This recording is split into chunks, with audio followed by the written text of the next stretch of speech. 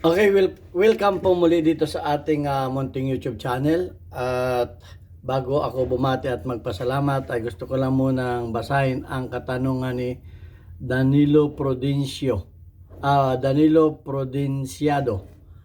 Okay, ang sabi niya, Sir Idol, tanong ko lang po, pwede po bang gamitin as replacement ang Glock 19 Generation 4 pin sa Glock 19 Generation 5? Pit ba? Pit naman po siya pero magkaiba tip. Ano pong expert recommendation ninyo? Thank you in advice. So, sasagutin natin yan. Pagaman na kasi baka kayo ay palit ng parts. Akala nyo pareho. Pwede ay hindi pala. So, bago natin yan sagutin, ay gusto ko lang kayong pasalamatan sa inyong mga magagandang tanong. At bagaman mayroong hindi naniniwala sa atin, kagaya ni Maricar, ay mas marami ang naniniwala. At wala namang kabawasan kung walang maniwala sa atin. Okay, at ako'y nagpapasalamat sa inyong pagsishare, paglalike ng ating mga videos. At thank you, lalo tigit doon sa mga hindi nag-skip ng ads, dahil nga po ang ating YouTube channel ay ang kinikita ay binibigay natin sa 6 na estudyante na anak ng single parent para magkameron sila ng pambaon sa kanilang pagpasok. At hindi ko naman problema hindi ko naman ganong problema ang financial, dahil okay naman po ang sweldo ko dito sa aming kumpanya. 21 years na ako dito sa Kuwait sa Medin Shooting Range bilang isang firearms instructor at ngayon consultant. Kaya inilaan ko ang aking YouTube channel. Kaya ko ito ginawa ay para sa mga beneficiaries natin at gayon na rin para makatulong sa inyo na gustong mag-DIY. Ayan, at pasasalamatan ko rin lang si Noli Peace America na nagpapadala sa ating mga premiere videos na malaking tulong ngayong pasukan na naibili natin ng mga school supplies yung mga bata. Okay, at maraming salamat din doon sa mga nagpadala dito sa ating GCash number. Yung mga pinadala ninyo ay nakatulong sa mga pambaon ng ating mga chikiting na gusto ring maging professional balang araw. So ayan, at si Lord na lang ang bahalang gumanti sa inyong mga kabutihan. Okay, at maraming salamat din kay Jubel Platon Boyumay ng Riyadh, Saudi Arabia, dahil nagpapalipad rin niya sa ating mga premiere videos. Okay, ano man ang halaga ay pag pinagsama-sama, yan po ay malaking tulong. Ayan, at doon sa katanungan, pwede bang pagpalitin? Ang sabi niya ay alam naman niya na yung dulo ay magkaiba. Okay, magkaiba yung dulo dahil yung Generation 4 ay flat ang dulo, yung tip nagkakaiba sa tip. Okay, nagkakaiba yan sa tip. Dahil yung wala tayong Generation 5, pero yung Generation 5 ang dulo ay rounded, parang ganito. So, bagaman yan ay pit, ang sabi ng Glock ay hindi po pwede. So, Glock na ang tanongin natin kasi baka sabihin na naman ni Maricar na diyan ako hindi naniniwala, mali yan. Okay? Kasi may nagko-comment na ganun eh. So, basahin na natin yung Glock. Ang sabi ng Glock, ito, you cannot directly swap. O, yung swap, yung pagpalitin ha. You cannot directly swap the firing pin mechanism firing pin mechanism. Okay ha? Firing pin mechanism trigger assembly between Glock 19 and Generation 5 then to function correctly. While the external dimension of the slide frame seems similar, many internal components include trigger bar conductor have been designed, making them incompatible with Generation 5. So, Glock na nagsabi niyan. Unang-una, yung pointed pa rin ay ano, hindi pareho. Ang sabi ay you cannot directly swap the firing pin. Pag sinabing firing pin at saka yung mechanism. So, yan ang ano, yan ang sabi ng Glock. Bagaman yan ay magkapit, ay Glock na nagsabi niyan. So, labas na ako diyan. At kasi yung Generation 4, ang sabi nila ay iniba nila yung ano, yung itong safety pin block. Kasi yung mga ano, dapat yan pagka hindi nakapull yung trigger, dapat yan ay hindi aabanti ang firing pin. Ito, yung striker niya hindi aabanti, pero itong experience namin sa katagalan ay nagkakameron ng problema. So pinatibay nila ito. So iniba nila ang ano nito, firing pin mechanism. Mas pinatibay nila yung ano, kasi meron itong ano drop safety. Ibig sabihin, kahit yan ay naka-ready, loaded, chamber load, ay kahit yan ay mabagsak at kumalas itong firing pin niya o striker niya, hindi po yan puputok dahil may block yan. Mabablock nitong pin na to. So yun ang pagkakaiba niyan. So binago nila, ang sabi pa dito ay ano So, ayaan na lang natin na sumagot ay yung ano. Ang sabi dito ay magkakaiba yung kanilang ano, although fit yung firing pin, ang sabi pa dito ay employs a different firing pin safety mechanism. So, iba na yung kanyang firing pin safety mechanism. Magkaiba na. Kahit pa magkapit yung firing pin yan, ay iba naman yung firing pin safety mechanism. At ang sabi pa dito ay ano, sa generation 4 yun Sa generation 5 ay ang sabi features redesign. Ni-redesign nila yung features. Features redesign firing pin safety that is more similar to the G42, Glock 43 models with a trigger spring enhancement contributes to smoother trigger pull and improved reset. So, kumbaga ay minodified na nila.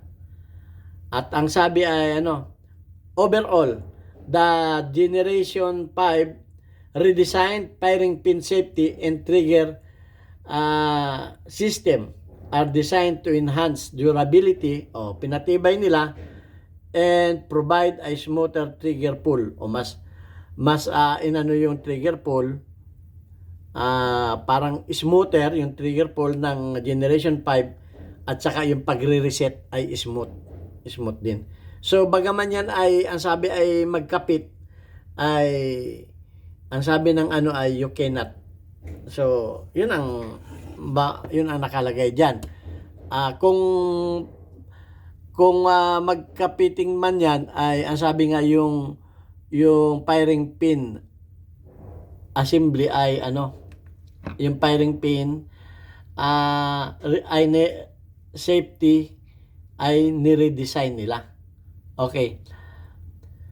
Ang sabi nga yun features yung sa Generation 5, features a firing pin with oval shape. Ito yung sa Generation 5. Oval shape, yung dulo yung dulo. Oval shape strike on the primer often described as having a point. So iba itong dulo. At yung Generation 5 ay ang sabi ay the firing pin is more rounded na ito.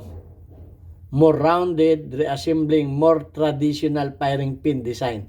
So parang yung mga binalik nila do sa mga traditional na kamukha nitong mga dulo na ito. Ito yung mga traditional na dulo ng firing pin rounded.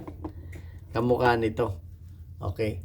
Yan naman talaga. So ito ay parang sa 22 pero pinointed rin nila yung dulo. Kasi yung mga 22 flat na flat, ito naman ay medyo yung dulo ay ginawa nilang patulis din. So yun ang pagkakaiba. Pero bagaman yan ay parehong fit, ay yung safety ay hindi pareho. Ang sabi nga, overall, the redesigned firing pin safety trigger system design enhanced, magkakaiba na.